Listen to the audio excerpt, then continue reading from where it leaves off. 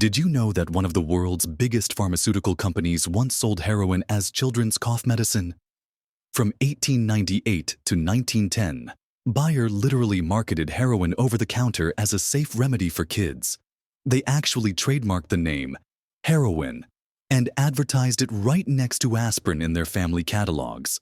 The marketing was unbelievable.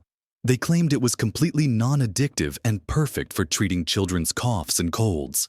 Parents were giving their sick kids literal heroin, thinking they were helping them get better. Bayer promoted it as safer than morphine and encouraged families to keep it in their medicine cabinets.